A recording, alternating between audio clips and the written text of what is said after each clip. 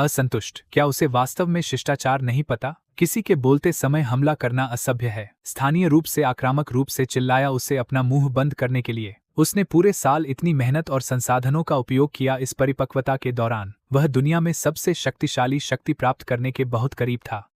तो यह सिर्फ एक अभिजात कंकाल को एक विध्वंसक में बदलने के साथ समाप्त नहीं हो सकता। बुजुर्ग ने डार्क थॉर्न मंत्र का उपयोग किया।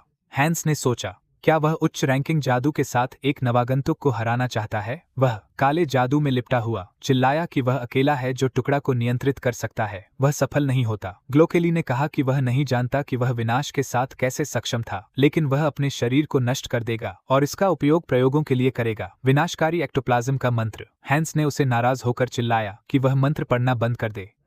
उनका उपयोग करने से पहले अल्फ्रेड हत्यारे को मरने दो। बुजुर्ग ने नाम लिया और पूछा कि क्या वह गांव के किसी को जानता था? क्या वह वाकई जानबूझकर यहां घुसा था?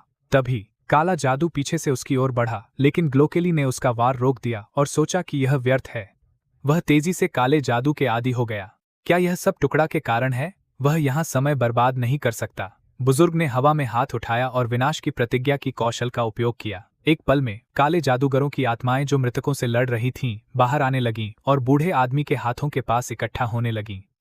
ग्लोकली ने काला ताज पहन लिया और मृतकों के निवास में वापसी का मंत्र का उपयोग किया। हैंस ने उत्सुकता से पूछा कि उसने काले जादूगरों की आत्माओं की कीमत पर अपनी शक्ति बढ़ाई। बुजुर्ग ने एक शक्तिशाली जादुई चार्ज बनाते हुए चिल्लाया कि अगर उसके पास इस टुकड़े की सारी शक्ति होती तो उसे जीतने का मौका मिलता, लेकिन अब उसे मरने दो।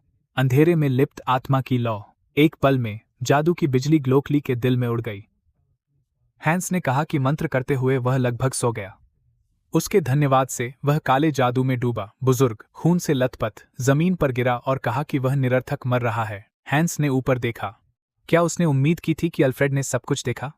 उसने सुनिश्चित किया कि वह अपनी बदले की भावना को समाप्त कर दे, इसलिए उसे शांति से आराम करने दें। कुछ समय बाद रिस्टोर ने एक बड़ी मूर्ति के सामने सराहना की। अचानक कमरे पर दस्तक हुई। उसने दरवाजा खोला और मार्टिन ने पूछा कि क्या उसने पहले ही प्रार्थना पूरी कर ली थी। उसने सहमति व्यक्त की और पूछा कि क्या वह उससे पश्चिम के अन्य लोगों से संपर्क करने के लिए कह सकती है। अजर अमर राजा का पुनरुत्थान का भूत पाया गया था। मार्टिन ने डर में फिर से पूछा, अमर राजा? वह तुरंत परिषद को एकत्र करेगा। रिस्टोर ने सोचा कि यह उस व्यक्ति का पुनरुत्थान था जिसने सैकड़ों साल पहले महाद्वीप को आतंक में डाल दिया था। वह ऐसा कुछ भी होने की अनुमति नहीं देगी। हंस ने युद्ध क्षेत्र की जांच करते हुए कहा कि यह निश्चित रूप से विनाश है। कम से कम 100 से अधिक मृतकों को नष्ट कर दिया गया था। फिर वह हल्की मुस्कान के साथ जोड़ा, लेकिन नुकसान हमेशा भरा जा सकता है, इसलिए उदास होने की आवश्यकता नहीं है। नेक्रोमेंसी की सबसे अद्भुत चीज है कि शवों से सैनिक बनाने की क्षमता होती है। उसने अपनी गायब अंग पर ध्यान दिया और सिर हिलाते हुए कहा कि पहले हाथ का ध्यान रखना होगा। आज उसने पहले ही बहुत चलने का काम किया है। इधर उधर देखते हुए हंस ने एक कंकाल देखा और उसकी बांह को फाड़ते हुए उसकी उपस्थिति का मूल्यांकन किया। उसके बाद उसने इसे अपने कंधे पर लगाया और दूसरे हाथ को जोड़ने की जगह पर रखकर इस जगह को ऊर्जा से भर दिया। सोच को सक्रिय करता है सुपर पुनर्जनन। अपने मुट्ठी बांधते हुए उसने कहा, सटीक सोच। उसने पूछा कि कहां से शुरू करें। अपने हाथ आगे करते हुए उसने कंकाल पर ऊर्जा को निर्देशित किया और कहा कि उसे उसका अधीनस्थ बनना होगा। हंस ने सोचा कि कैसे शैतानी बुद्धि उसे मार्ग दिखा रही थी और अमर राजा का टुकड़ा उसे शक्ति दे रहा था। उसे अपने शरीर में शेष जादुई शक्ति को वापस लाना होगा और विचारों के टुकड़ों से इसे साफ करना होगा। लेकिन अचानक कंकाल बिखर गया। हंस ने अपने हाथ उठाए, पूछा कि आखिर समस्या क्या थी। थोड़ी देर तक वह मृतकों के सामने खड़ा रहा और अपनी बाहों को सीने पर मोड़ लिया। कहा कि ए को बार बार दोहराने के बाद उसे अंततः बात समझ आई। उसने गांव के मुखिया की ओर देखा और हाथ से इशारा करते हुए सवाल किया, अगर वह उसे एक आत्मा के साथ एक अनडेड में बदल दे ताकि उससे जानकारी निकाल सके। मौकहम का शरीर कपड़ों से पकड़कर ऊपर उठाते हुए उसने आश्चर्य से कहा, क्या बूढ़े आदमी के पास आत्मा नहीं है? ऐसा लगता है कि इसे किसी तरह इस जादू मंडल के माध्यम से निकाला गया है। बूढ़े आदमी के शरीर पर कपड़े खुले, उसकी छाती पर एक जादू प्रतीक दिखाई दिया। हंस ने अनुमान लगाया कि यह एक सुरक्षा उपाय हो सकता है। शरीर को फेंकते हुए उसने कहा कि इस पैमाने पर देखते हुए उनके लिए ऐसी छोटी बात के बारे में न सोचना अजीब होगा। कोई बात नहीं। उसने उसकी ऊर्जा का इस्तेमाल किया, फिर अपने हाथ में शक्ति इकट्ठा करते हुए सोचा कि इसे एक उच्च स्तरीय अनडेड में बदलेगा जिसमें अच्छी चेतना और लड़ने की क्षमता हो। शक्ति को सीधे शरीर पर केंद्रित करते हुए उसने निर्णय लिया कि मौकहम के विचारों को जोड़कर उसके व्यक्तित्व को मजबूत करेगा। कुछ समय बाद मौत का जादूगर उसके सामने प्रकट हुआ। वह उठा और कहा कि वह आदेशों का इंतजार कर रहा है। हंस ने उसे गौर से देखा और कहा कि वह बोलने वाला है। वह इस तरह के नतीजे की कल्पना भी नहीं कर पाया था। उसका नाम मौकहम है। अब वह उसकी सेवा करेगा, उसे जवाब देना पड़ेगा। फिर उसने उसकी खोपड़ी पर वार किया और मौत का जादूगर झुंझलाते हुए सहमति में सिर हिलाया। इसके बाद उसने चोट की जांच की। अवतार ने सोचा कि भले ही उसकी यादें गई हों, उसके सारे पाप अभी भी साथ हैं, इसलिए वह उसके साथ मजाक करेगा। छड़ी पर ध्यान केंद्रित करते हुए उसने कहा कि यह ठीक लग रहा है।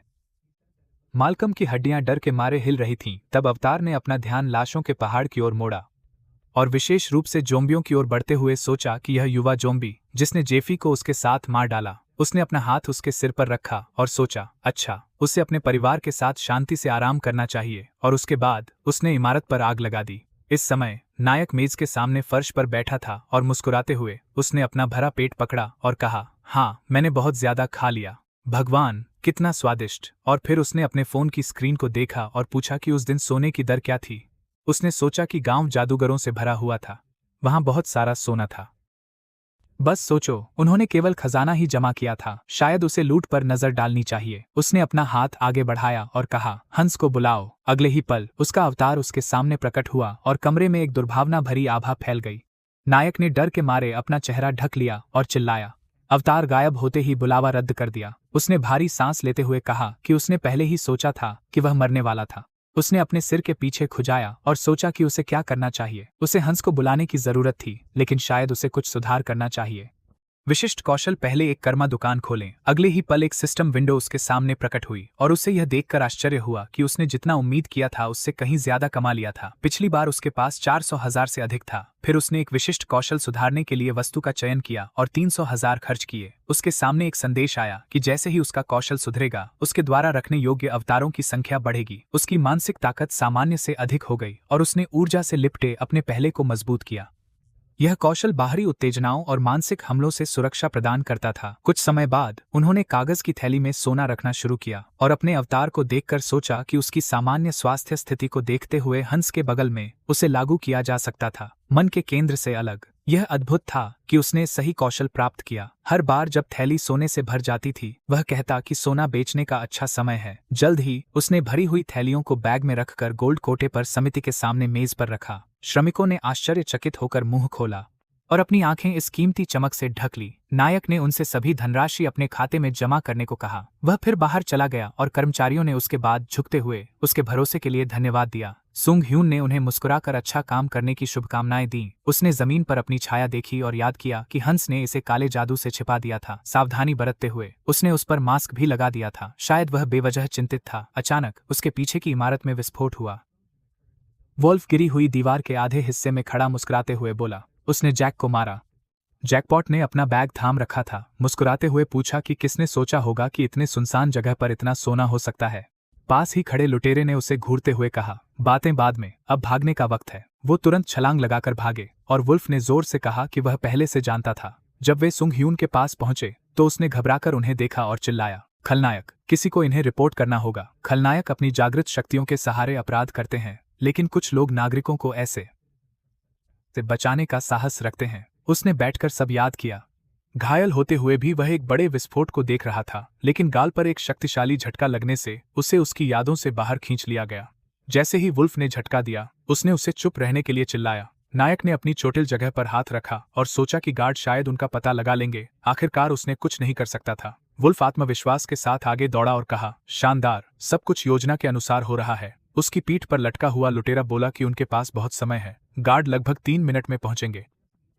उन्हें बस पोर्टल तक पहुंचना है। क्या वह यहाँ है?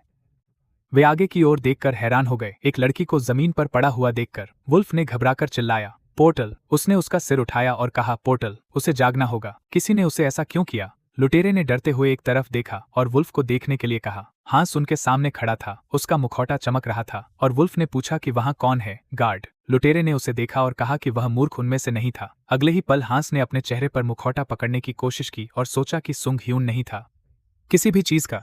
लुटेरों ने डरते हुए अपने हाथ उठाए और अवतार ने मुस्कुराते हुए सोचा, लेकिन हांस का मामला अलग है। कुछ समय बाद दक्षिण कोरिया की सुरक्षा गार्ड एसोसिएशन घटनास्थल पर पहुंची।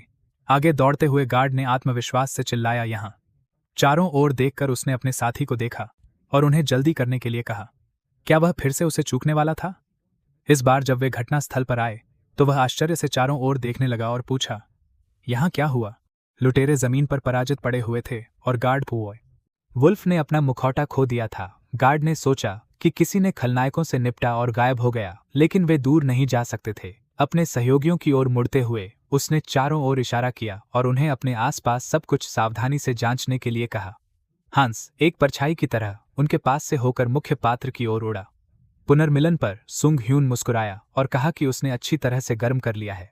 फिर वह अपनी जेब में हाथ डालकर पार्किंग स्थल के चारों ओर घूमता हुआ खुश हुआ कि कभी कभी इस तरह तनाव कम करना एक अच्छा विचार है।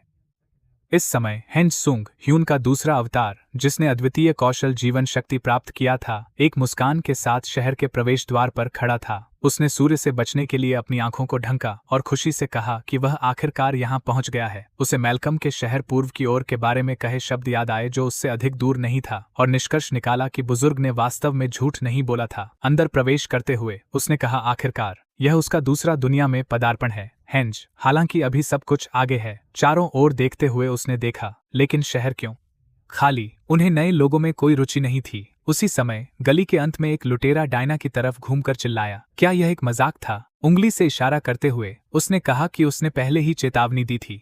डर में माफी मांगते हुए उसने प्रार्थना मुद्रा में हाथ जोड़े। थोड़े समय की मांग करने के बाद लुटेरे ने कहा कि उन्हें 2 चांदी के सिक्के देने होंगे और इसके लिए केवल 3 दिन थे। अगर पैसा न हो तो उनके लिए और कोई रास्ता नहीं होगा। हेंज ने एक नजर बचाकर देखा कि स्थानीय गुंडे और एक नौजवान लड़की उनके इशारों पर नाच रही थी। एक बोरिंग क्लिच। उन्होंने सोचा कि यह उसका काम नहीं था और आगे बढ़ने का निर्णय लिया, लेकिन अचानक डायना लुटेरों से भागते हुए उससे टकरा गई। दूर हटते हुए उसने अपना सिर झुका लिया और क्षमा याचना की। हेंस ने उसे सुनने की पेशकश की। उसने कितना अच्छा शहर को जाना था। उसे लगा कि गाइड की जरूरत तो होगी ही। उसने कहा, क्या? वह कौन था? अंकल हेंज ने हल्की मुस्कान के साथ 2 चांदी के सिक्के दिखाए।